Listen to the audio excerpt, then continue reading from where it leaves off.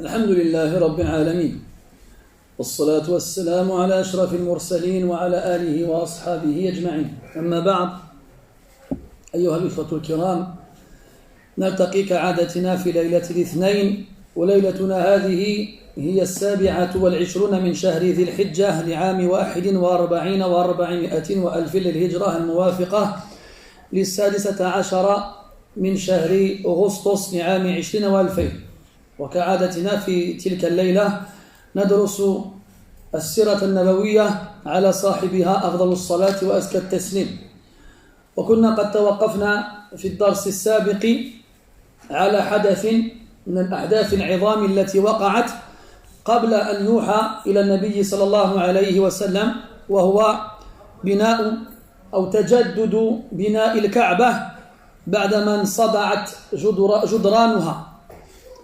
Mes très chers frères, nous nous réunissons comme chaque dimanche soir. Nous sommes dans la 27e nuit du mois de Dhul Hijjah 1441, c'est-à-dire le 16 août 2020. Comme chaque dimanche soir, nous étudions ensemble la vie du prophète alayhi salatu wassalam. Et nous nous sommes arrêtés lors du cours précédent sur un des événements importants qui sont arrivés avant que le prophète ne reçoive la révélation alayhi salatu wassalam. C'est le renouvellement de la construction de la Kaaba. وقبل أن نواصل حيث توقفنا أود أن أرجع إلى أمر يتعلق بما ذكرناه سابقا يتعلق بزواج النبي صلى الله عليه وسلم بخديجة رضي الله عنها. Avant de continuer, j'aimerais juste revenir sur un point. Je voulais en parler la semaine dernière, لكن نسيت, mais on m'a fait oublier un point qui concerne le mariage du prophète alayhi salatu wassalam avec Khadija radiyallahu anha. فبعض الناس يقرؤون في كتب السيرة ويستنبطون من الأحداث بعض الأحكام وينزلونها في غير مواضعها وما ذلك إلا لقلة علمهم وفهمهم وضبطهم لأصول العلم. Certaines personnes lisent dans les livres qui traitent la vie du prophète alayhi salatu wassalam, vont donc découvrir certains événements qui ont eu lieu et vont en déduire des règles, des jugements, du halal, du haram et ainsi de suite. Et vont avoir tendance à les appliquer d'une façon erronée ou à les mettre à des endroits qui ne leur conviennent pas. Donc on a vu la semaine dernière que le prophète sallallahu alayhi wa sallam il a épousé Khadija. Et que c'est Khadija radiyallahu anha qui lui a donc fait comprendre qu'elle voulait se marier avec lui. Et à partir de là, on entend que يجوز للمرأة أن تخطب الرجل ليصبح زوجا لها بناء على تلك الحادثة. Donc on entend que la femme a le droit de demander en mariage l'homme. Khadija radiyallahu anha, celle qui a demandé au prophète sallallahu alayhi wa sallam de se marier avec elle. Donc il part du principe où ils peuvent en faire de même. Et aujourd'hui, effectivement, surtout aujourd'hui, on en entend des verts et des pas mûrs. On les entend mais on les voit. On en voit toutes les couleurs. طيب السؤال هل يجوز من المرأة أو للمرأة أن تخطب الرجل؟ الأصل الجواز. نعم. بوب البخاري رحمه الله تعالى في صحيحه بابا فقال عرض المرأة نفسها للرجل الصالح. عرض المرأة نفسها للرجل الصالح. وذكر تحت هذا الباب حديثين وهما في الحقيقة روايتان لحديث واحد والحديث يرويه أنس بن مالك رضي الله عنه وهي حادثة معروفة حيث إن امرأة جاءت إلى النبي صلى الله عليه وسلم وهو بين أصحابه فقالت يا رسول الله ألك بي حاجة ألك بي حاجة فصعد النظر فيها ثم نزله ولم يجب شيئا فبقيت المرأة واقفة حتى همت بالانصراف فقال رجل من الحضور يا رسول الله إن لم يكن لك بها حاجة أو حاجة فزوجنيها فقال النبي صلى الله عليه وسلم ماذا تعطيها في معنى الحديث كمهر إلى آخر الحديث. وفي رواية أخرى لما بلغ الخبر بعض النسوة قالت إحداهن وسوءتاه ما أقل حياءها في تلك المرأة، فقالت لها امرأة أخرى بل هي خير منك حيث عرضت نفسها للنبي صلى الله عليه وسلم. واستفاد أو استنبط البخاري رحمه الله تعالى من تلك الواقعة جواز عرض المرأة نفسها للرجل الصالح كي يتزوجها. Donc la question elle se pose, est-ce que la femme a le droit de demander en mariage un homme? La réponse est qu'à la base, oui, c'est permis. Al-Bukhari rahimahullah ta'ala dans son sahih, il a intitulé un des chapitres dans Kitab al-Nikah, dans le chapitre relatif aux règles du mariage, l'exposition de la femme, du moins elle-même, à l'homme vertueux. En gros, elle se présente, elle s'expose à l'homme vertueux pour qu'il la prenne comme épouse. Et dans ce chapitre-là, on a une histoire que les gens connaissent en général. Il y a une femme qui est venue voir le prophète, alayhi salatu wassalam, alors qu'il était parmi ses compagnons, radiyallahu anhum, et elle s'est proposée à lui. Elle lui a dit alaka bi haja. En gros, est-ce que tu as besoin de moi? En gros, c'est une expression qui fait comprendre, est-ce que tu veux me prendre comme épouse? Le prophète alayhi salatu wassalam l'a observé, l'a regardé et ne lui a pas répondu.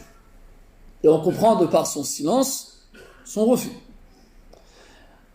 Elle est restée à attendre sa réponse jusqu'à se lasser et quitter l'assemblée. Et là, un homme il demande au prophète sallallahu alayhi wa sallam, si tu n'as pas besoin d'elle, moi je veux bien que tu me maries à elle. Et le hadith il finit. Dans l'autre version du hadith, lorsque l'histoire est arrivée aux oreilles des gens de Médine, une femme elle s'est écriée la honte, wa sawata.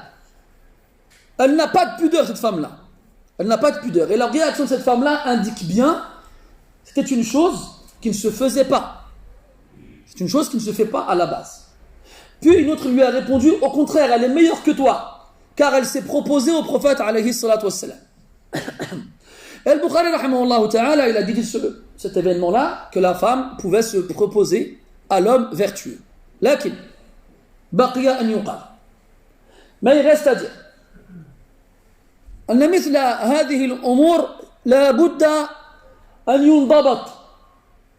Ces genres de choses-là, il faut les réglementer. Il ne faut pas les laisser à la portée de n'importe qui comme ça. طيب. من المعلوم كاد أن يكون من المعلوم من الدين بالضرورة أن البكرة إذا خطبها الرجل كان سكوتها علامة لرضاها وإن أبت صرحت بالإباء.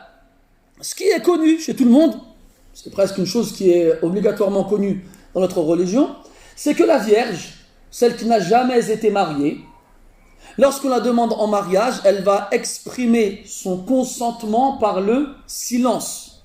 Par le silence. Elle ne dit pas oui, je veux me marier. Elle ne répond pas. Il y a même des fuqaha qui ont été jusqu'à dire que si elle dit oui, la yajuzu az-zawaju biha. On va pas se marier avec elle. طبعا هذا قول شاذ لكن نذكره من باب الاستشهاد والاستئناس. Il y a carrément des savants qui ont été jusqu'à dire que si la femme on lui demande est-ce qu'elle veut se marier et qu'elle répond oui alors qu'elle est vierge, on ne peut pas se marier avec elle. Bon, ça c'est un avis très faible, très minoritaire, mais il existe quand même. On l'évoque juste pour que vous vous rendiez compte jusqu'où les savants y vont. D'ailleurs à ce sujet-là, je ne m'adresse pas à vous, mais mais que le présent il transmette à l'absent.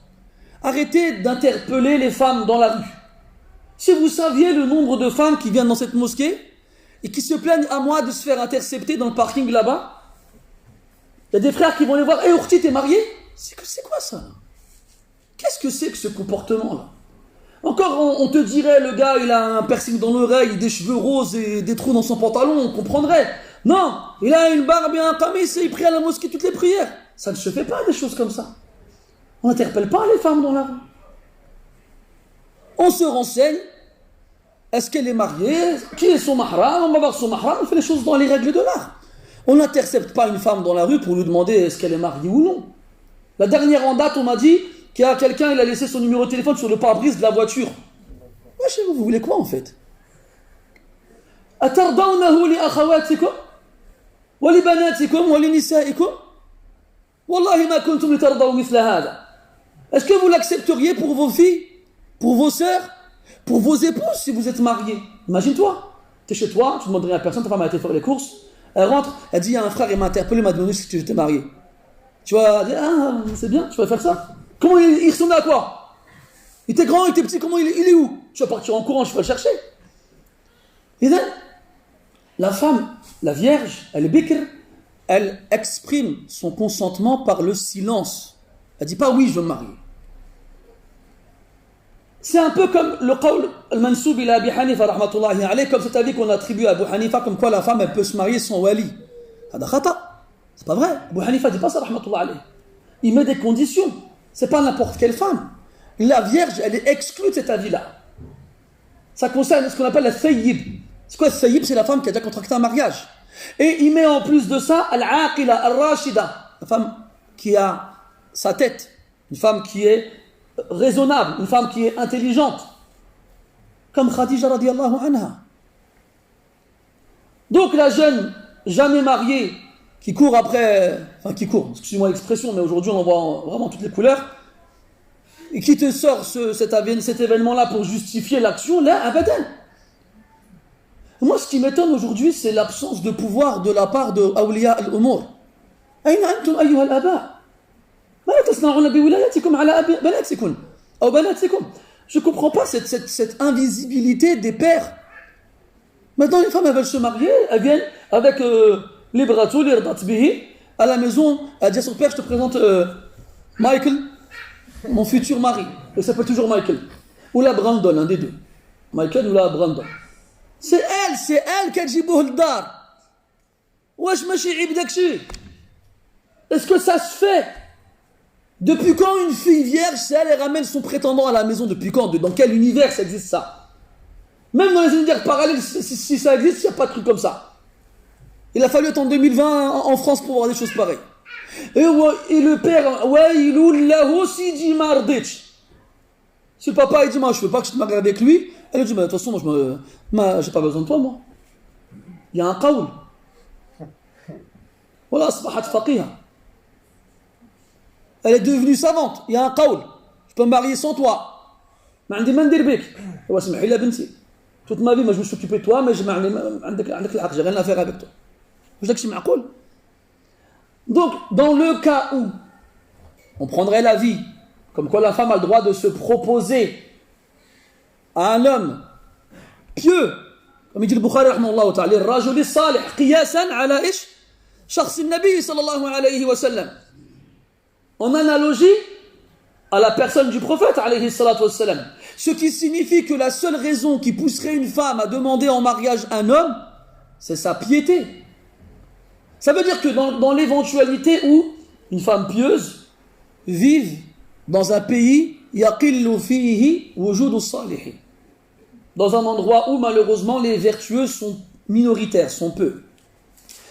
Et les hommes qui viennent la demander en mariage, là ils sont salihin, ne sont pas des hommes vertueux. Elle sait que flan fi masjid la tafutuhu salatun wa urifa bi makarim al-akhlaq wa urifa bil khayr wa lam yusma' minhu shar ou anhu shar. Mais c'est qu'à la mosquée, il y a flan, il vient, il rate pas une prière, il est connu pour avoir un bon comportement, on n'a jamais entendu du mal de lui ou sur lui ou venant de lui. Et si le seul moyen pour elle de se marier avec lui, c'est de se proposer, dans le cas où elle n'est pas vierge et qu'elle est aqila, alors on dira à ce moment-là, na'am. On dira à ce moment-là, na'am. Vous vous souvenez, Khadija radiallahu anha était mariée 2 fois. Elle avait un enfant. Et on a dit que selon l'avis majoritaire, elle avait 40 ans.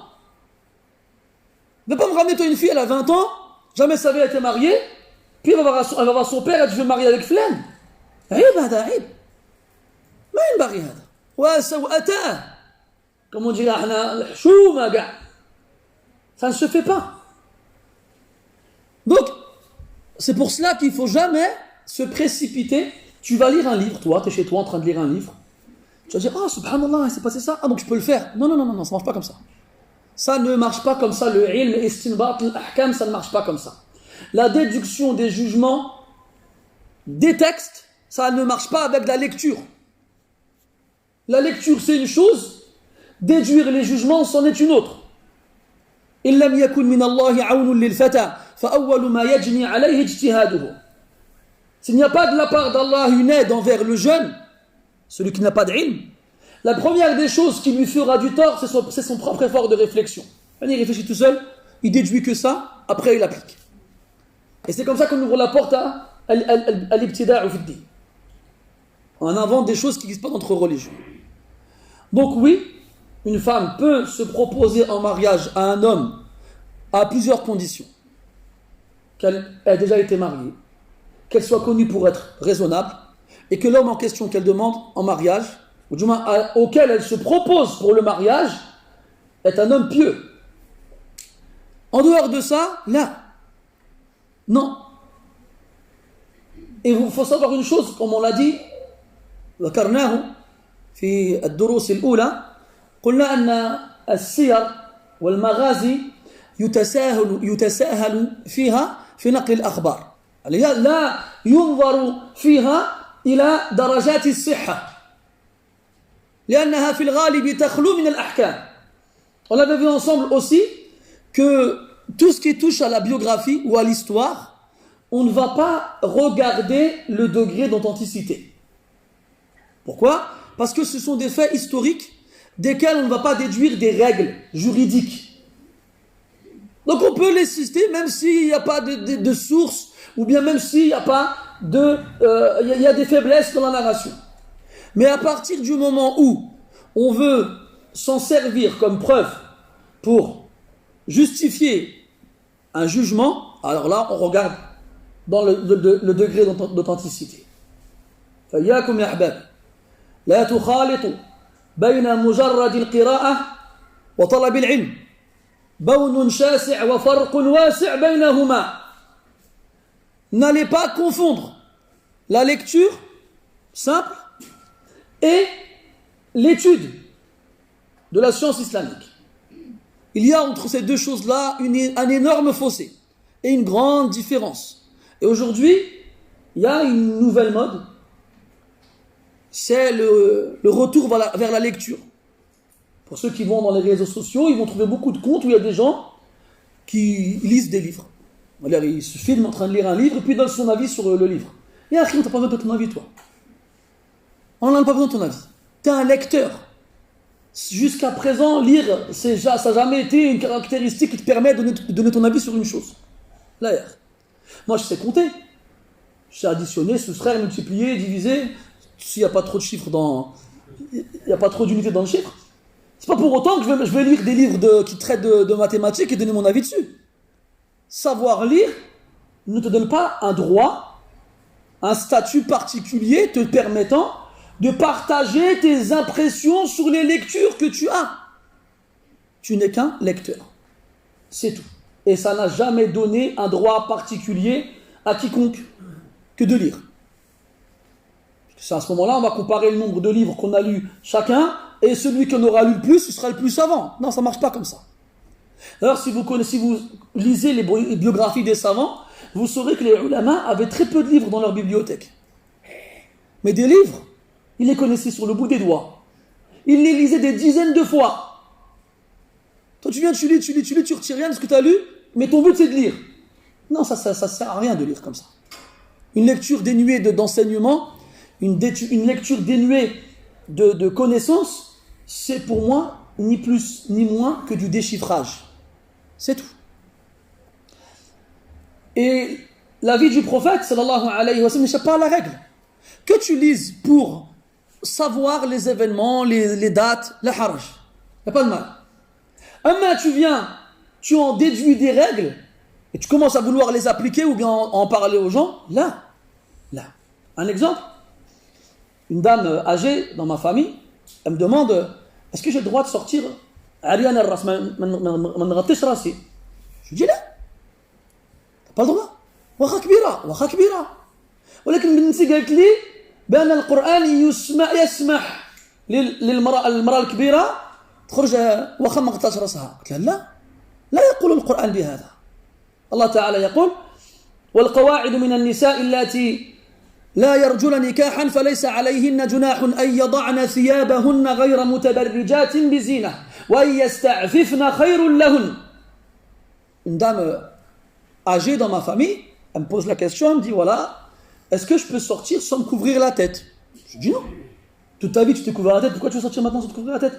Elle me dit ma fille, elle m'a dit que dans le Coran, il était écrit que quand les femmes vieillissent, elles n'ont plus l'obligation de se couvrir la tête. Je dis non, ta fille, elle n'a pas compris le verset. Allah Ta'ala, il fait la différence entre les jeunes et les moins jeunes dans le Coran, dans la façon de se couvrir. Il dit subhanahu wa ta'ala وَقُلْ لِلْمُؤْمِنَاتِ يَغْضُضْنَ مِنْ أَبْصَارِهِنَّ وَيَحْفَظْنَ فُرُوجَهُنَّ وَلَا يُبْدِينَ زِينَتَهُنَّ إِلَّا مَا ظَهَرَ مِنْهَا وَلْيَضْرِبْنَ بِخُمُرِهِنَّ على جيوبهن. الخمار واسع يأخذن بأطراف خمرهن وليضربن بهن على جيوبهن أي على صدورهن باش ما يظهر والو منه ولا يبدين من زينتهن إلا ما ظهر منها. أما الكبيرة قال فليس عليهن جناح أن يضعن ثيابهن يعني ما يضربوش صدورهن أو صدورهن كما يفعلن الصغيرات وإلا فيبقى الرأس مغطيا أو مغطى. وهذا الذي فسر به الصحابة رضي الله عنهم وهذا منقول عن ابن مسعود رضي الله عنه وغيره. Le verset dans le Coran, le verset qui s'adresse aux jeunes, qui leur ordonne de frapper leur poitrine de leur khimar. Et le khimar, c'est le vêtement qui couvre le corps. Elles le frappent sur leur poitrine pour que rien n'apparaisse. Ça, c'est la jeune. La femme âgée, elle pose son khimar sur sa tête, comme la jeune, sans avoir l'obligation de frapper sa poitrine avec. C'est-à-dire que la partie ici, du menton au haut de la poitrine, peut rester découverte. Mais en dehors de ça, elle se couvre. Et Allah il finit en disant et si elle se dispense d'agir ainsi, c'est mieux pour elle. Et c'est comme ça que les compagnons radiyallahu anhum ont expliqué le verset. Parmi eux, Abdullah ibn Mas'ud radiyallahu anhu. Donc ne va pas lire un texte en apparence, le comprendre comme tu veux toi, et après aller dire aux gens tu peux pas. Là, t'as pas le droit de faire ça. Dans combien de versets Allah Ta'ala il s'adresse aux prophètes ou bien s'adresse aux croyants en général en leur ordonnant de demander. فاسأل الذين يقرؤون الكتاب من قبلك فاسأل بني إسرائيل فاسأل به خبيرا فاسألوا أهل الذكر إن كنتم لا تعلمون. Combien de versets Allah nous ordonne de demander? Non, toi tu fais tout seul بوحدك. عمرك قريت شي كتاب ولا درست شي فن من فنون العلم لكن الرسول يقول إنما العلم بالتعلم. Jamais de ta vie tu as étudié réellement une science et tu te permets de parler dans la religion d'Allah Azza wa Jal. T'as pas la révélation. Donc le seul moyen de connaître, c'est d'apprendre. Et lire, ce n'est pas apprendre. Lire, ce n'est pas apprendre. إذن كما قلت لكم آنفا وليبلغ الشاهد الغائب. Et que le présent, il transmette à l'absent. Wallahi, on en entend trop des histoires comme ça. Trop. Taïb, on avait parlé la semaine dernière, avant de finir, à peu près le dernier événement important à évoquer avant que le prophète nous reçoive la révélation alayhi salatu wassalam. Et cet événement-là, il a eu lieu 10 ans après que le prophète ne se soit marié avec Khadija radiyallahu anha. Il y avait donc combien? Ahmed 10 ans après son mariage, il avait donc. Tu t'appelles Mohamed? 25. Tu t'appelles Mohamed? Tu t'appelles Mohamed? Il y a trop de Mohamed dans la salle. Il avait donc 35. Merci à tous les Mohamed qui sont dans cette salle. Taïb, 35 ans. 10 ans plus tard. إذن جاء سيل جارف فصدع جدران الكعبة. Il y a une inondation qui s'est abattue sur la Mecque et qui a fendu les murs de la Kaaba. فاجتمعت قريش واتفقوا على أن يعيدوا بناءها واتفقوا أيضا على ألا يمولوا بناءها إلا بالمال الطيب الحلال. Donc Quraysh s'est réunie, quand même la Kaaba c'est leur symbole, c'est l'emblème de la Mecque et c'est reconnu dans toute la Jazirah al-Arab, dans toute la péninsule arabique. Alors ils se sont tous mis d'accord pour rénover la Kaaba après que ces murs aient été abîmés suite à l'inondation. Et ils se sont aussi mis d'accord tous pour ne financer cette rénovation qu'avec de l'argent pur, de l'argent licite. Donc pas de riba, pas d'argent qui vient de la prostitution, pas de l'argent qui vient des madalim, l'agression, le vol, il a akhiri. فقلت أموالهم. Donc comme ils ont dû mettre de côté tout ce qui était haram, eh bien ils n'avaient pas beaucoup d'argent. وقبل أن يشرعوا تفضل في بناء جدرانها كان لزاما عليهم أن يهدموا ما تبقى منها. Donc avant de commencer à rebâtir les murs, ils devaient détruire ce qu'il en restait. فهابوا هدمها. Ils ont eu peur de la détruire. Ils pensaient que celui qui touche à la Kaaba en lui voulant du mal, Allah allait le punir. فتقدم الوليد بن المغيرة كما أسلفنا وجعل يخلع حجار الكعبة وقال ما كان الله ليهلك المصلحين. Le Walid ibn al-Mughira, il arrive, il commence à enlever les pierres en disant Allah ne va pas faire périr les rénovateurs, ceux qui veulent le bien. Puis que Quraysh, ils ont assisté à la scène, ils ont vu qu'il n'arrivait rien à Al-Walid, alors qu'est-ce qu'ils ont fait? Ils se sont joints à lui, et ont commencé à enlever les pierres. Hatta wasalu ila qawa'id Ibrahim alayhi salam. Jusqu'à ce qu'ils arrivèrent au fondement d'Ibrahim lorsqu'il a construit la Kaaba. Alors à ce moment-là, ils ont vu combien d'argent ils avaient et ils ont constaté qu'ils n'auraient pas suffisamment pour rebâtir les murs en suivant le qawa'id kullaha, en suivant les fondations entièrement. Alors qu'est-ce qu'ils ont fait? اتفقوا على أن يرفعوا الجدران على القدر الذي كانت عليه. Donc ils se sont mis d'accord pour élever les murs à la même hauteur auquel ils étaient auparavant. Mais comme ils n'avaient pas assez d'argent pour pouvoir financer la totalité de la Kaaba, ils ont donc retiré une partie min jihati al-shamal. وبنوا حوله حصنا صغيرا وهو الذي يسمى بالحجر أو بالحطيم إشارة إلى القواعد الأصلية. Donc ils ont dû retirer une partie de la Kaaba pour pouvoir monter les murs jusqu'à la fameuse hauteur initiale et pour mettre en évidence les fondements de base, ils ont bâti un petit muret sur le côté qu'on appelle aujourd'hui Hijr Ismaïl. D'accord? Certains ils disent بعضهم يقول أن هذا الحجر سمي بحجر إسماعيل لأنه اتكأ في ظله عندما كان يبني الكعبة مع أبيه وإلا فلم يدفن أحد هناك خلافا لما يعتقده بعض الناس. Donc certains ils disent qu'on a appelé cet endroit-là le Hijr, le muret de Ismaïl, parce que lorsque Ibrahim et Ismaïl bâtissaient la Kaaba, eh bien il s'est arrêté à l'ombre de ce muret-là pour se reposer. Mais en aucun cas Ismaïl est enterré là-bas et personne n'est enterré là-bas d'ailleurs.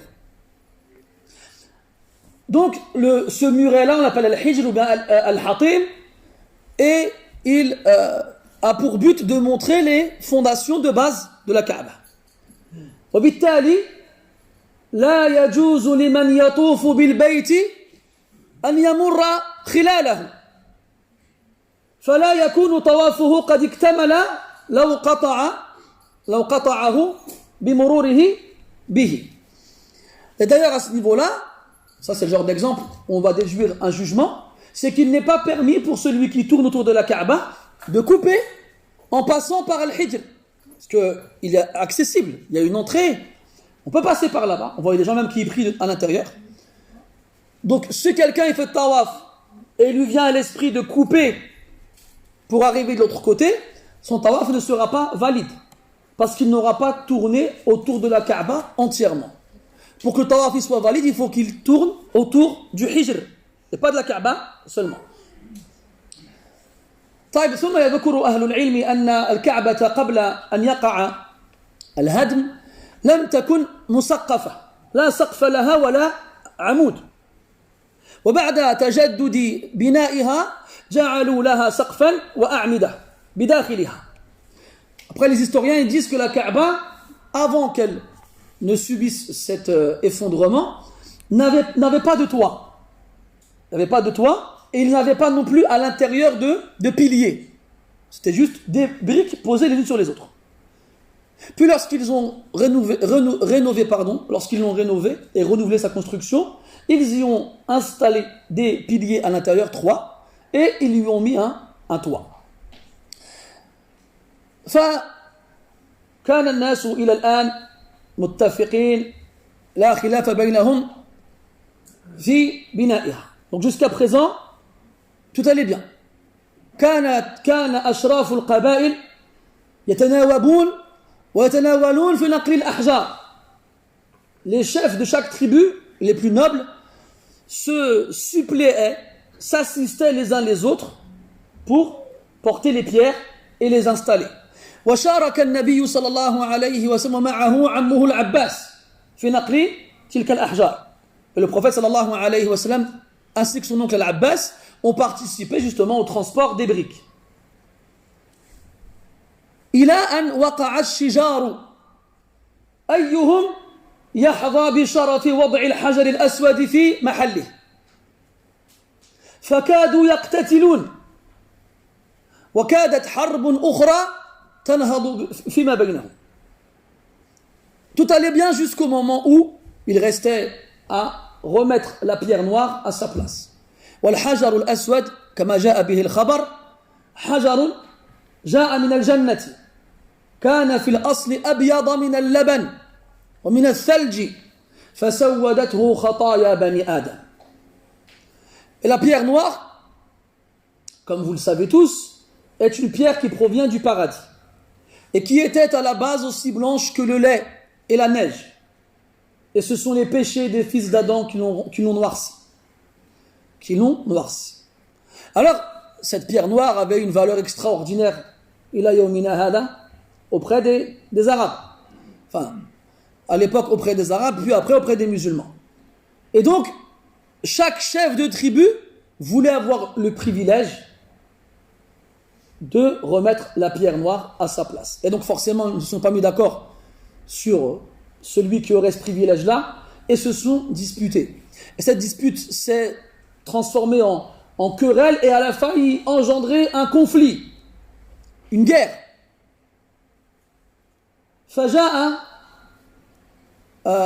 فجاء المغيرة لا نعم فجاء أمية بن المغيرة المخزومي وأدلاهم برأيه وقال لننظر من هذا الباب فإذا دخل علينا داخل فوضنا الأمر إليه وليقترح علينا رأيه فإن سبنا أخذناه. Donc Umayya ibn al-Mughira al-Makhzoumi, un de Quraysh, il a vu que ça devenait critique, alors il leur a proposé une solution. Il leur a dit, écoutez, voilà telle porte, attendons que quelqu'un vienne, le premier qui arrive, et on lui demandera son avis sur la question. Il nous donnera son avis, et s'il nous convient, alors nous l'accepterons. رضيتم قالوا رضينا. فشاء الله عز وجل أن يكون أول من يدخل عليهم في هذه اللحظة النبي صلى الله عليه وسلم.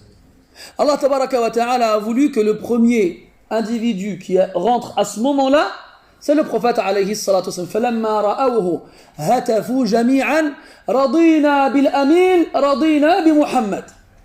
وكان النبي صلى الله عليه وسلم قد لقبه قومه بالأمين. لا سيما بعدما اشتهرت أمانته وصدق حديثه في تعامله مع الغير في التجارة وأخلاقه النبيلة الرفيعة عليه الصلاة والسلام. رضينا بالأمين رضينا بمحمد. Donc Allah il a voulu que le premier individu qui arrive à ce moment-là c'est le prophète alayhi salatu wassalam. Et lorsqu'ils l'ont vu, ils s'écrièrent tous ensemble d'une seule voix: nous sommes satisfaits, nous agréons le digne de confiance, nous agréons Mohammed. On avait vu ensemble que le prophète sallallahu alayhi wa sallam avait été surnommé par son peuple le digne de confiance, Al-Amin, lorsqu'il vire son comportement, son noble comportement, ses nobles caractères et surtout la confiance dont il faisait preuve dans les transactions commerciales. Et ils n'ont jamais vu en lui de quoi le critiquer. Comme on le verra après, quand il les appellera à Allah Ta'ala, avant de leur dire, il leur dira, si jamais je vous avertis qu'il y a une armée sur le point de vous attaquer, est-ce que vous me croiriez?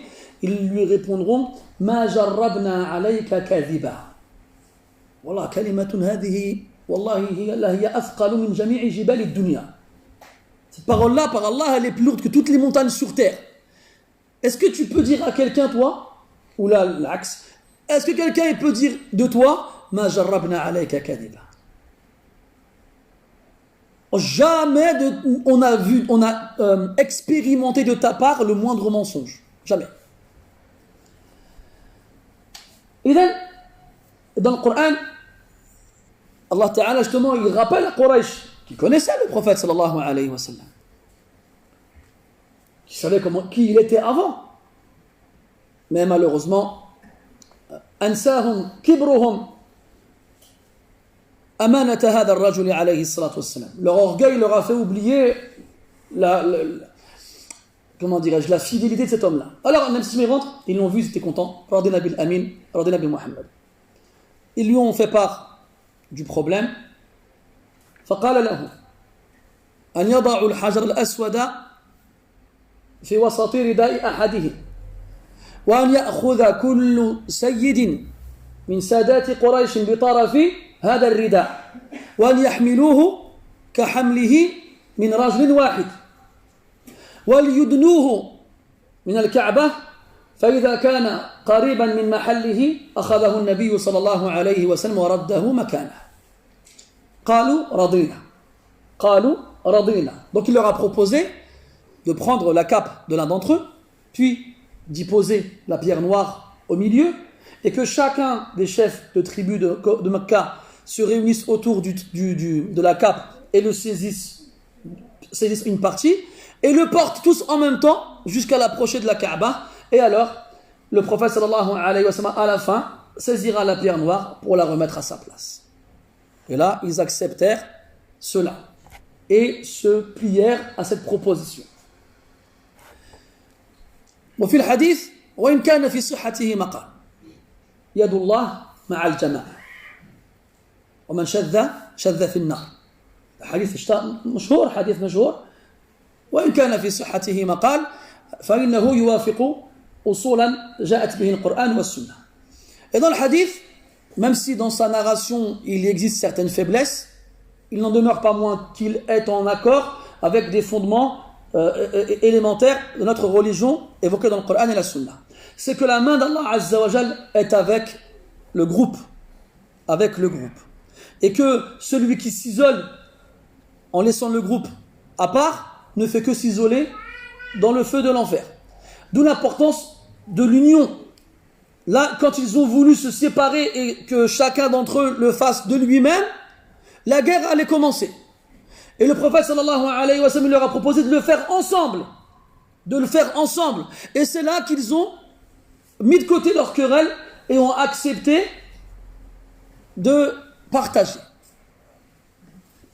Dans le Coran, wa'tasimu bihablillahi jami'an wa la tafarraqu. Cramponnez-vous tous ensemble au lien d'Allah et ne vous dispersez pas, ne vous séparez pas, ne vous divisez pas. وَلَا تَكُونُوا كَالَّذِينَ تَفَرَّقُوا وَاخْتَلَفُوا مِنْ بَعْدِ مَا جَاءَهُمُ الْبَيِّنَاتِ. Et ne soyez pas comme ceux qui se sont divisés et séparés après que les preuves évidentes leur soient parvenues.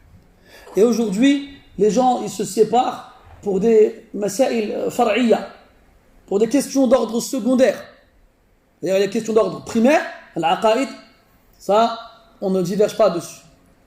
Puis il y a les questions d'ordre secondaire, notamment dans les pratiques et les adorations. Les différences existent et ne doivent pas créer parmi nous des séparations et des divisions. Au point où des grands savants comme Ibn Taymiyyah al-Hafid ou bien al-Shatibi ou d'autres, rahmatullahi alayhim, disaient اجتماع الأمة على قول مرجوح خير لها من تفرقها على قول راجح. ولو أخذنا بمثل هذه القاعدة في أيامنا هذه لما حصل هذا الشجار وهذا النزاع الذي يفرق بيننا. Il y a une règle élémentaire, une règle en or qui a été évoquée par les grands savants de notre communauté, toute école confondue, tout siècle confondu, c'est qu'il vaut mieux regrouper la communauté sur un avis faible que les séparer sur un avis fort. Et quand je parle d'avis faible et d'avis fort, c'est parce que la traduction de rajih et marjouh, c'est un peu compliqué. Mais le principe, c'est que rajih wal marjouh, c'est comme dans une balance qui a deux plateaux. Le plateau qui portera le poids le plus lourd descendra. Cette descente, on l'appelle al-rujhan. Al-rujhan. Donc le lourd, al-rajih. Quant au plateau qui a le poids le plus faible, il va monter. On va l'appeler al-marjouh. D'accord? Donc c'est une question de poids. C'est comme si le savant, quand il veut trancher dans une question, il va mettre les arguments de chaque avis sur les plateaux de la balance. Et celui qui sera le plus lourd, il l'appellera al-rajih. Mais ça, ce mot-là, al-rajih, il a tué des générations de musulmans.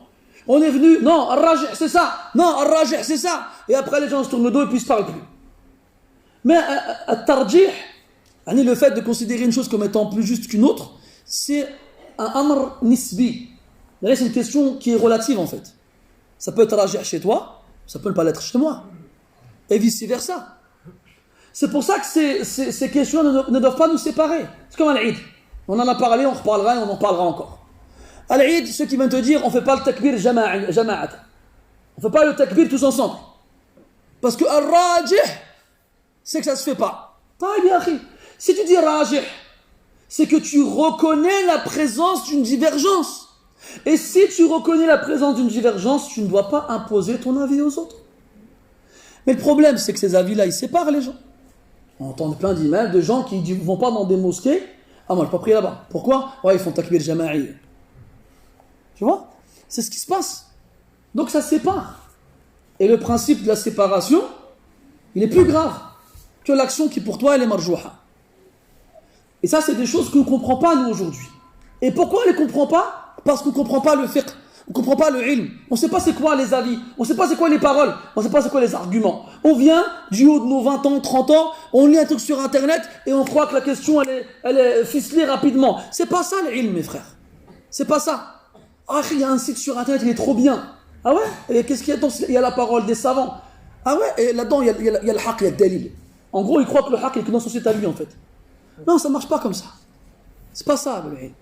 Pourquoi est-ce que des gens comme Ibn Rushd, Al-Hafid, dans son livre Bidayat al-Mujtahid wa Nihayat al-Muqtasid, ou encore Al-Nawawi, quand il fait le sharh de Al-Majmou' ou Al-Muhaddab de Shirazi dans le madhab al-Shafi'i, ou bien encore Ibn Qudama, ou bien dans le madhab al-Hanbali, ou bien encore, je ne sais plus comment il s'appelle, Al-Hanafi dans son livre Al-Mabsout. Et pourquoi est-ce qu'ils se cassent la tête à faire des livres avec des dizaines de volumes où ils t'évoquent tous les avis de tous les savants? Allez, pourquoi ils se prennent la tête? Ils ont qu'à écrire un livre, ils vont l'appeler Rajih Indi, et puis ils mettent que leur qawl. Et puis c'est fini. Parce que tu comprends que plus tu as de la science, plus tu considères la divergence. Et c'est pour ça que les imams comme l'imam Malik, rahmatullah alayh, quand on lui pose une question, il répondait Allah alayh. Pas parce qu'ils ne connaissaient pas la réponse, parce qu'ils connaissaient la divergence. Et qu'ils savaient à quel point il était difficile de trancher. Toi, tu viens, jamais lu un livre de fiqh, et pas lire, hein. Attention, on a vu tout à l'heure lire, ça sert à rien, on s'en fiche de lire. Jamais étudié un livre de fiqh, tu viens, tu dis rajih, ah, tu l'écoutes, tu ne vas pas l'écrire rajih. Tafaddal. Normalement, quand c'est les deux frères, un il part, après l'autre il revient. Je veux dire, un il revient, après l'autre il part. Oui ou non? Non, vas-y. Vas-y. شو ما حبيبي الحاج مسكين بغى يشرب الناض ومشى يشرب المفروض الشباب وما يسقيوا الكبار ها frère Allah yarda alaykoum un jeune parmi vous s'il vous plaît il prend une bouteille d'eau il va خلي لا لا حبيبي الحاج بالعكس احنا انت لا ما خصناش انا جيبهم hein je dis les frères il y a des personnes âgées parmi vous qui se lèvent pour aller boire de l'eau Le mafroud, tu dois être aware. Comme disait une certaine personne dont je tairai le nom. Tu le vois se lever, glisse, et tu vas lui ramener à boire. Tu ne laisses pas partir, mesquin. Donc je disais, cet événement-là, il est important, même s'il a eu lieu avant que le prophète nous reçoive la révélation, pour ne pas que les gens se séparent et que ça donne naissance à des conflits. Ya ahbabi, يقول النبي صلى الله عليه وسلم لا يهجر المسلم أخاه فوق ثلاث. Le musulman ne doit pas tourner le dos à son frère, lui couper toute relation avec lui au-delà de 3 jours. ويقول عليه الصلاة والسلام لا تباغضوا ولا تدابروا. Ne vous détestez pas les uns les autres. Ne vous tournez pas le dos les uns les autres. وكونوا عباد الله إخوانا. Et soyez des frères. إنما المؤمنون إخوة. Voilà, ces versets, on dirait aujourd'hui, ils n'ont plus aucun sens. Ils n'ont plus aucune valeur dans le cœur des gens. Ouais. Il faut prendre en compte ces choses qui sont très importantes. Et donc, la pierre noire fut installée à sa place initiale. قال أهل العلم أن قريشا تعمدوا وضع الحجر الأسود في محله الأصلي حتى يناله الجميع. وتعمدوا وضع الباب على قدر مرتفع عن الأرض حتى لا يدخل الكعبة إلا من شاء. Les savants ils ont dit que Quraysh a fait exprès de remettre la pierre noire à sa place, à peu près 1 mètre au niveau du sol, pour qu'elle soit accessible à tout le monde. N'importe quelle personne qui passe, qui veut la toucher ou l'embrasser, il le fait. Par contre, ils ont élevé la porte à 2 mètres pour que seuls ceux qui décident, eux, puissent y entrer. Pour que seuls ceux qui décident, qui choisissent, eux, puissent y entrer. Puis on verra après, Inch'Allah Ta'ala, que le prophète avait voulu redétruire la Kaaba. Ça, c'est à la fin de sa vie, mais il n'a pas fait. Il avait voulu la détruire pour la rebâtir sur les fondations de Ibrahim. Donc, y remettre al-Hijr et y mettre 2 portes pour que les gens y puissent y rentrer et en sortir, mais au niveau du sol. Pour ne pas que ce soit seulement accessible aux privilégiés. Mais la chose qui l'a empêché de faire ça, c'est Hidthanu Qurayshin bi kufr. C'est parce qu'il venait de se convertir à l'islam. Elle a eu peur de les choquer en faisant une chose pareille. Donc il a laissé. Qui l'a fait après lui? Il y a quelqu'un qui a fait exactement ce que le prophète voulait faire après sa mort. Tu connais quoi? ماشي زبير بن العوام لا ماشي عمر بن الخطاب non الحجاج non الحجاج اللي في عندك احسنت عبد الله بن الزبير تدي الزبير بن العوام الزبير بن عبد الله بن الزبير il l'a fait puis après Abd Malik bin Marwan il est venu et puis il a remis comme elle était على كل حال الشاهد c'est que donc là cet événement-là, il était vraiment particulier et important. Et aussi, il montre la place du prophète sallallahu alayhi wa sallam parmi les siens. Et il montre aussi l'importance de makarim al-akhlaq. Il montre l'importance de makarim al-akhlaq, des nobles caractères et des bons comportements. Ahsanallahu ilayk. As'alullah an yasqiyaka min ar-rahiq al-makhtum. Amin. Wa antum ma'ahu. Inch'Allah. قلنا عن l'importance du bon comportement. لو دخل عليهم آخر أو غيره معروف بمساوي الأخلاق أكانوا يرضون برأيه والله ما كانوا ليرضون. Imaginons, supposons qu'un autre que le prophète s'y rentre à ce moment-là, connu pour son mauvais comportement. Est-ce que vous pensez qu'ils se seraient mis d'accord pour prendre son avis? Non. Eux, ils ont accepté son avis avant même qu'il ne le donne. Radina bil amin, radina bi Muhammad. Alayhi salatu wassalam. Et là, laka an tatasa'al. لو دخلت أنت في تلك اللحظة ماذا كانوا سيقولون? Et toi, à ce moment-là, tu te poses la question. Si c'était toi qui étais rentré à ce moment-là, Qu'aurait-il dit? La hawla wa la quwwata illa billah. Oh non, pas lui. Voilà. Qu'est-ce qu'ils auraient dit? Regardez l'importance du bon comportement. في الحديث إذا جاءكم من ترضون دينه وخلقه. Allez, يحب يتزوج. فزوجوه. Lorsque vient à vous celui dont vous agréez la pratique religieuse et le comportement. فيجب أن يعرف المرء بين قومه بأخلاقه الفاضلة. Donc il faut être connu parmi les siens pour son bon comportement. Et ça, c'est une chose qui se perd aujourd'hui malheureusement, qui s'est perdue depuis longtemps même. L'akhlaq. Comme il disait le poète, إنما الأخلاق إنما الأمم الأخلاق ما بقيت فإنهم ذهبوا فإن أخلاقهم ذهبت إنهم ذهبوا. كما قال. ها؟ ما سمعتك. أحسن بارك الله فإن هي ذهبت أخلاقهم ذهبوا. نعم. Et le poète il disait les communautés ne sont ce qu'elles sont qu'avec leur comportement. Si leur comportement disparaît, elles sont vouées elles aussi à disparaître. Si tu veux savoir comment les civilisations ont connu un déclin jusqu'à disparaître, regarde comment elles ont évolué. Regarde comment elles ont évolué. Donc d'où l'importance du bon comportement. Je n'ai été envoyé qu'afin de parfaire et de compléter les nobles caractères. Il n'y a pas une chose qui est plus lourde dans la balance que le bon comportement. طيب.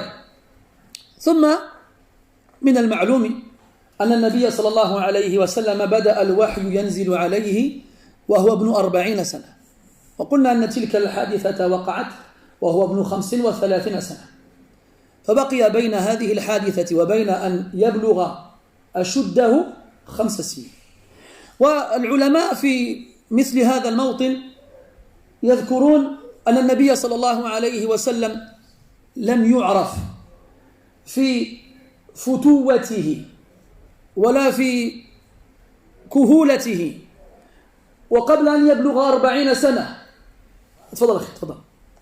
لم يعرف بمشاركة قومه في أعمال الجاهلية من عبادة الأصنام أو الذبح لها أو الحلف بها، كما لم يكن معروفا باللهو مع أهل اللهو ولا بشرب الخمور ولا بغير ذلك، بل عافاه الله عز وجل وعصمه من هذه المنكرات، وكان على دين أبيه إبراهيم عليه السلام يعبد الله عز وجل وحده لا شريك له.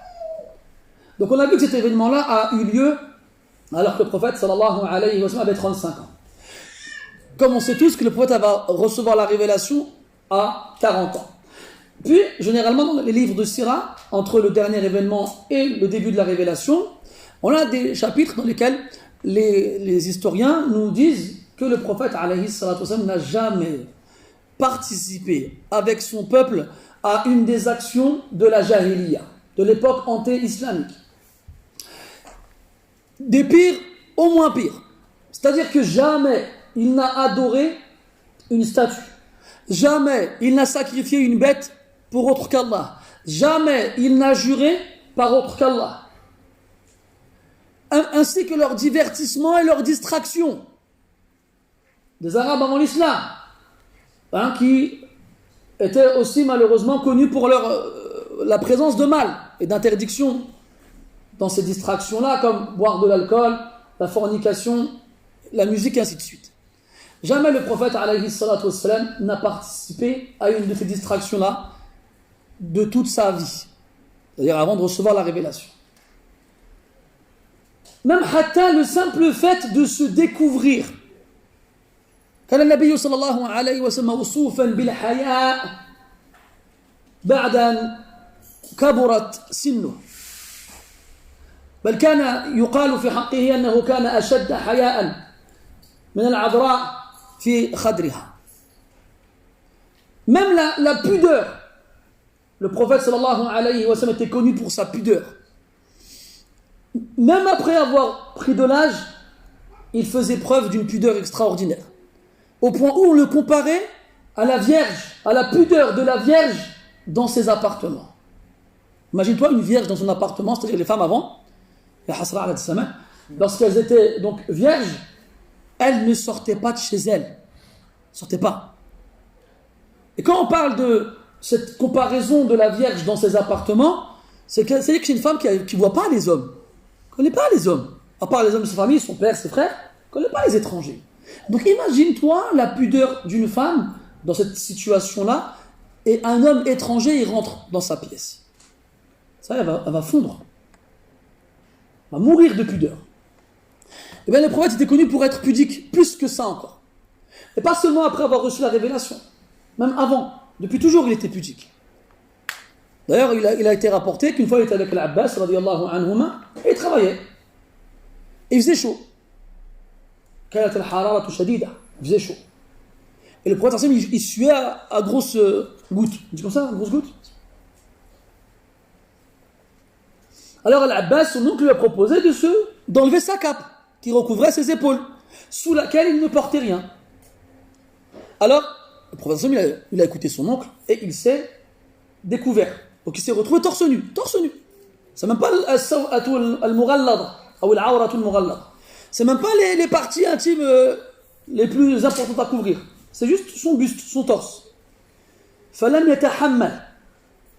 Il n'a pas supporté, wa urmiya alayh. Et il s'est évanoui. Quand l'Abbas il a été pour le réveiller, il a dit rida'i. La première chose qu'il a dite en reprenant sa connaissance, ma cape, couvrez-moi. Et ils l'ont couvert. Et jamais en dehors de ça, on l'a vu torse nu, alayhi salatu wassalam. Là, quand il fait chaud, tu les vois sortir dehors, Zama. Ça, il fait chaud.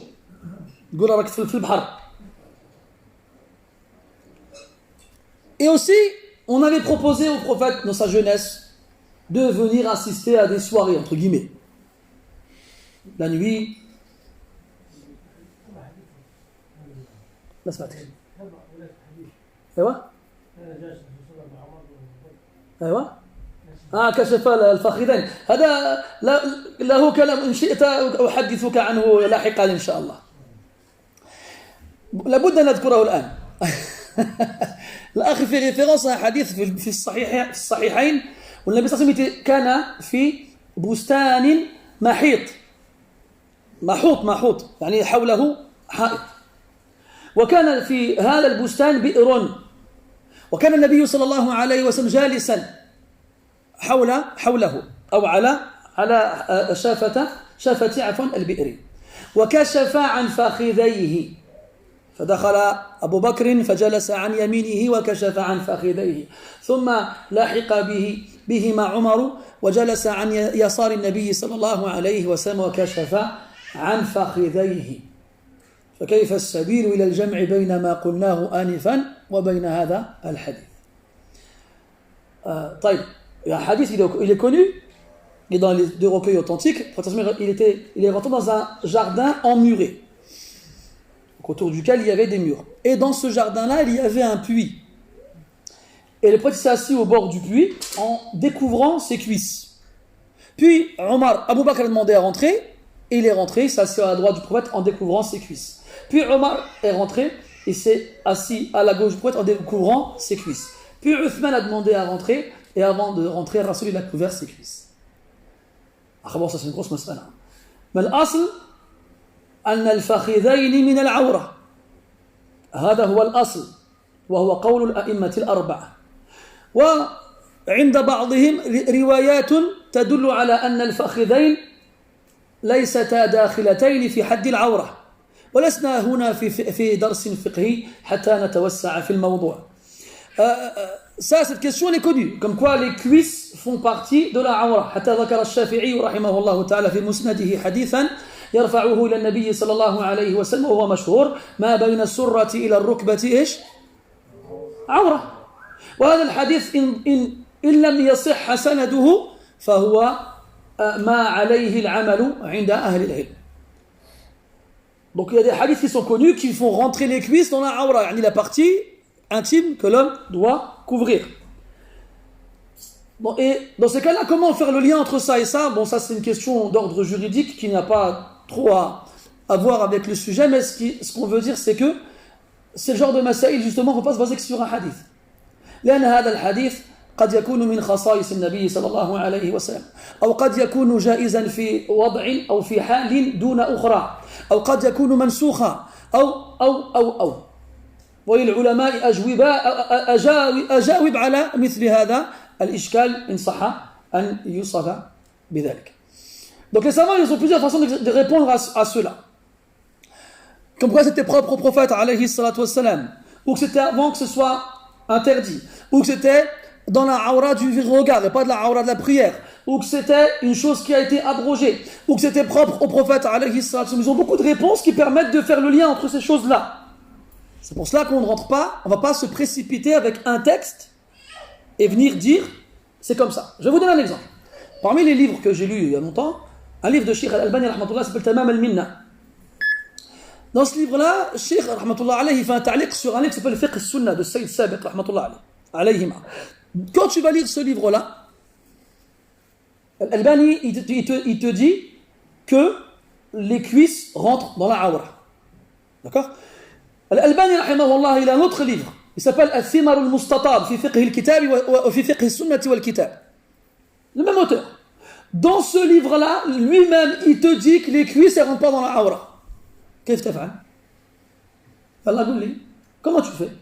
Tu vas lire le livre où il te dit qu'elle ne rentre pas dans la awra, avec les preuves qu'il apporte, tu le sais, ikhlas. Les cuisses ne rentrent pas dans la awra, je vais sortir mes shorts. Il y a tous des shorts qui traînent dans un tiroir avec des fleurs ou des étoiles. Tu vas lire le livre du même auteur. Un autre livre, il te dit min al-awra. Qu'est-ce que tu fais? Ce qui te montre que des savants, des fois, ils ont un avis, des fois, ils en ont un autre. Parce que c'est des masèles, elles sont compliquées, elles sont complexes. Tu ne peux pas te baser que sur un texte pour avoir un avis dessus. Refermons la parenthèse, si vous le voulez bien. Donc, on a même proposé de participer à des soirées qui avaient lieu dans les aswaq de Makkah, vous vous souvenez, Ukaz, Mijanna, et les autres, où il y avait donc des femmes qui chantaient, il y avait de la musique, il y avait de l'alcool. Et en fait, il s'y est rendu une fois, mais en chemin d'Annaz. Il a eu envie de dormir et il s'est endormi. Et il s'est réveillé que au matin. Une autre fois, on leur proposait d'y aller et il lui est arrivé la même chose. En s'y rendant, il s'est endormi. Allah, il l'a préservé. Puis il a compris que ce n'était pas pour lui, il a pu réessayer. Et il n'a plus réessayé. Et là, il y a deux choses à dire. La première, c'est que des fois, je vais trouver un jeune, Allah tabaraka wa ta'ala, il l'a créé instinctivement, naturellement, désintéressé de ces choses-là. Mais tu en trouves. Des jeunes, pourtant quand on est jeune, les jeunes, ils aiment bien la distraction. Je ne parle pas des enfants. Je parle des jeunes. Comment dire, les adolescents ou là, les jeunes adultes. Ils aiment bien s'amuser, se distraire, sortir, voir du monde. Ça, c'est quelque chose qu'on a en nous et qu'on doit combattre. C'est pour ça que le jeune qui adore Allah Azza wa Jal, loin de cela, il a un maqam ali inda Allah Azza wa Jal. Il a une place élevée auprès d'Allah. قال النبي صلى الله عليه وسلم سبعة يظلهم الله في ظله يوم لا ظل إلا ظله إمام عادل وشاب نشأ في عبادة الله وفي طاعة الله.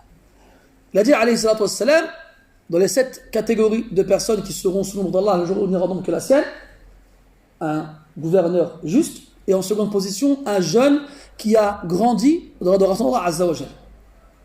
Loin des distractions. Parce que le jeune, c'est là que sa fougue de la jeunesse le pousse justement à aller dans les terrains interdits. Donc il y a 3 types de jeunes. Celui qui obéit à son nafs et qui va se distraire. Il y a celui dont le nafs lui dit vas-y, mais lui il le combat.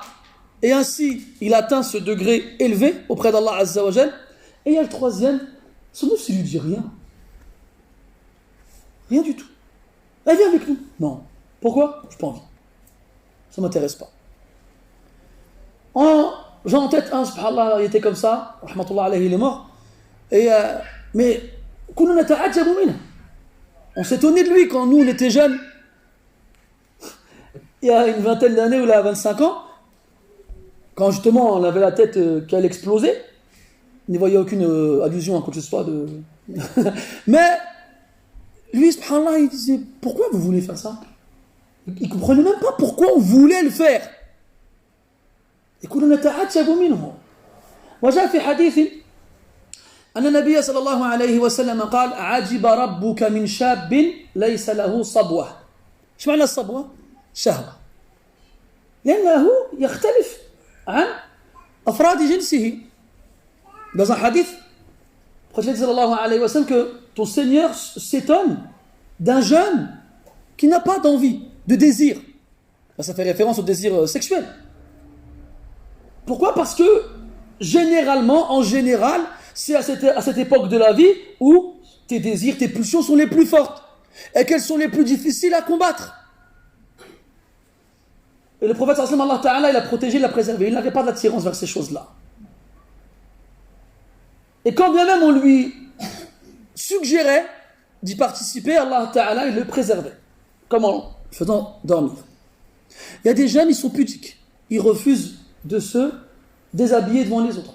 Ils ont même fait aux médias, ouais, les islamistes ont envahi les clubs de foot, ils veulent plus se doucher avec les autres dans les douches. Même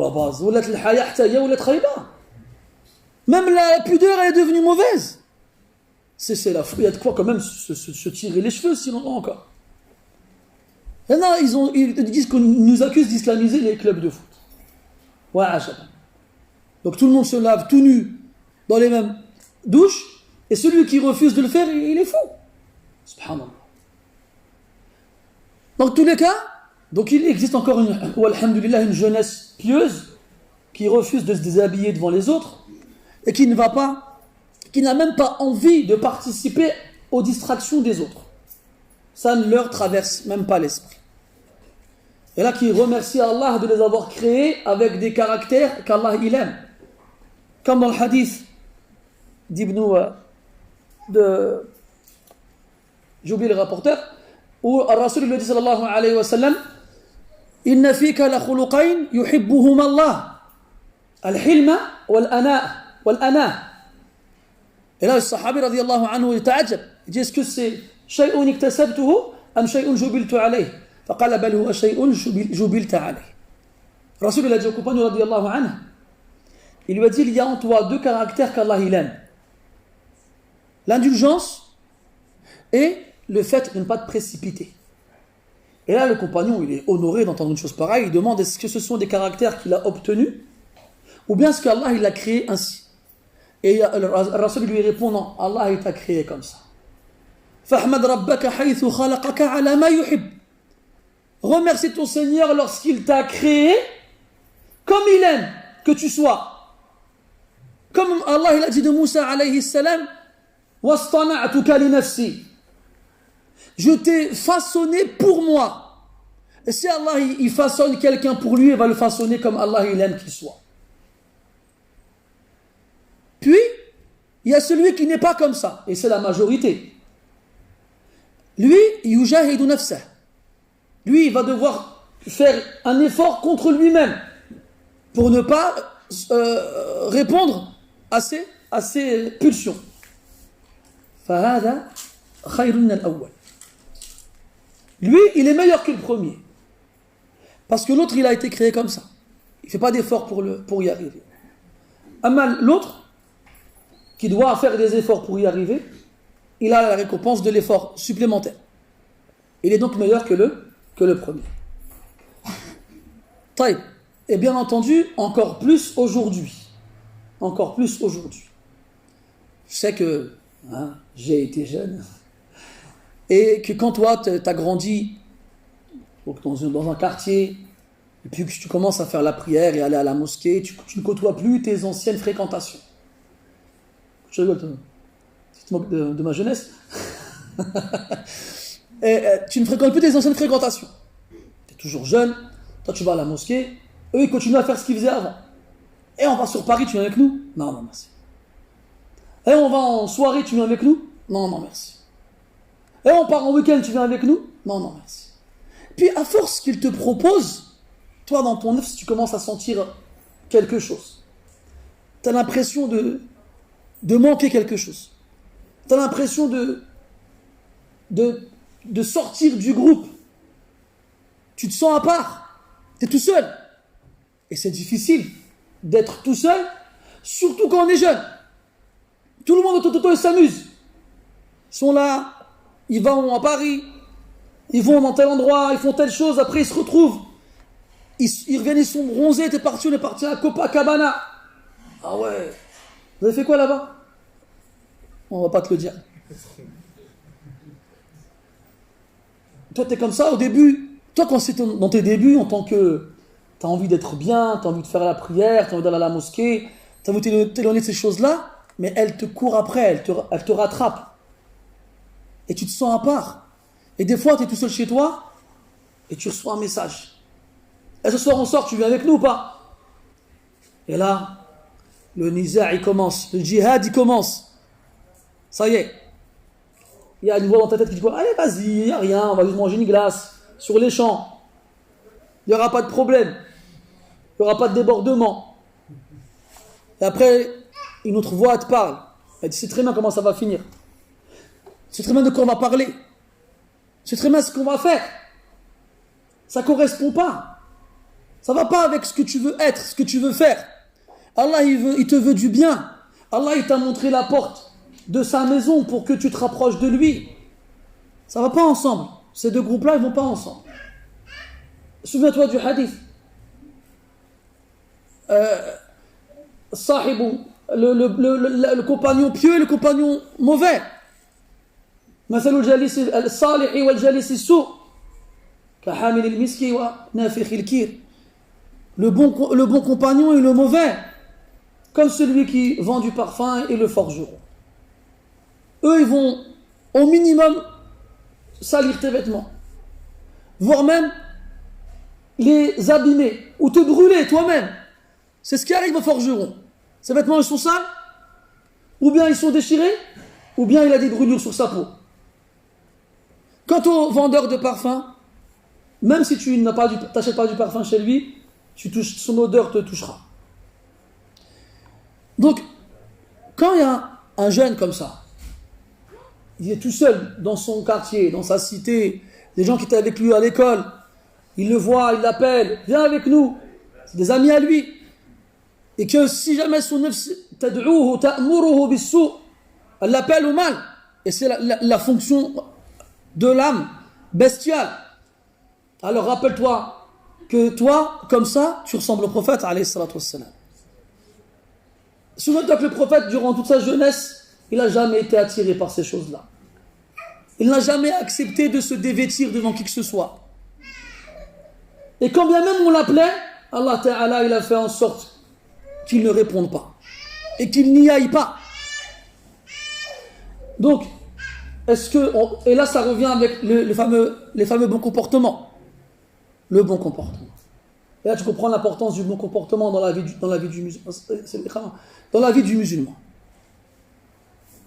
Wallahi, tu peux avoir tout le Coran. Tu peux parler l'arabe comme Sibawayh.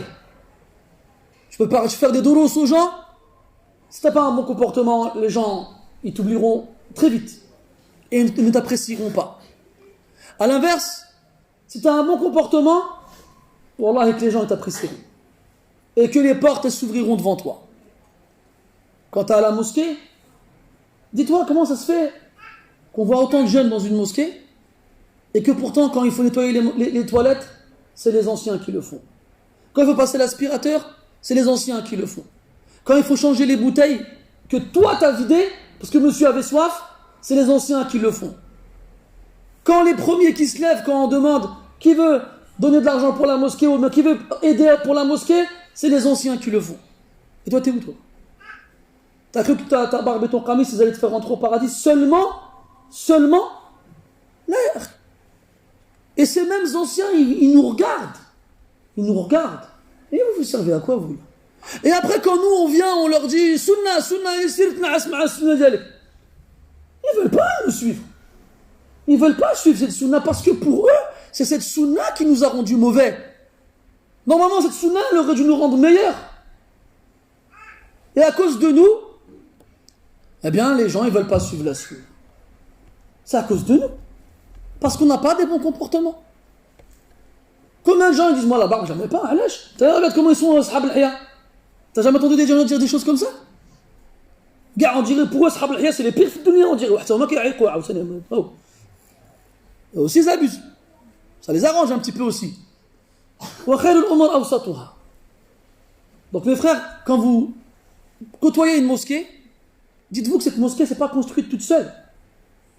Elle ne tient pas toute seule. Il y a des gens qui s'en occupent. Et très souvent, ces gens-là, ils ont l'âge de ton père, voire même l'âge de ton grand-père. Ils ont des cheveux blancs, ils ont des problèmes de santé, ils ont mal au dos, ils ont le diabète, ils ont le cholestérol, ils ont ci, ils ont ça. Et ils font ça en espérant qu'Allah Ta'ala les récompense et les guérisse. Et toi, tu es là, tranquille, et tu crois que les tapis sont propres tout seuls. On a claqué des doigts, les tapis étaient propres. Tu crois que les bouteilles, elles se remplissent toutes seules. Tu crois. Et après, quand toi, tu vas voir le Hajj, واش عندك شي بنت يجي واخا عندي 1000 بنت من زوج بها. Allez, tu vas le voir, tu dis le Hajj, t'as une fille. Il dit quoi? Voilà, j'en ai 1000, je t'en donne pas une. Après, il dit ouais, Allah dit, il veut pas nous marier. Bah, c'est normal, t'as vu, t'es comment? Moi, je te marie pas, moi. Et je suis pas un chiben, mazal chouïa. فنسأل الله تبارك وتعالى أن يهدينا لأحسن الأخلاق والأقوال والأعمال لا يهدي لأحسنها إلا هو وأن يصرف عنا سيئها لا يصرف عنا سيئها إلا هو اللهم آتنا في الدنيا حسنة وفي الآخرة حسنة وقنا عذاب النار اللهم اجزي آباءنا وأعمامنا وأخوالنا العاملين في بيوتك يا رب العالمين اللهم اجزيهم عنا خير الجزاء وأوفره اللهم كفر بخدمتهم لبيتك عن سيئاتهم وارفع درجاتهم ومقامهم عندك يا رب العالمين واجعلنا ممن يبر بهم ويعرف فضلهم علينا يا رب العالمين واجعلنا ممن يكون في خدمتهم كما كانوا في خدمتنا يا رب العالمين سبحانك وصلى الله على نبينا محمد وعلى آله وأصحابه أجمعين والحمد لله رب العالمين وبارك الله فيكم.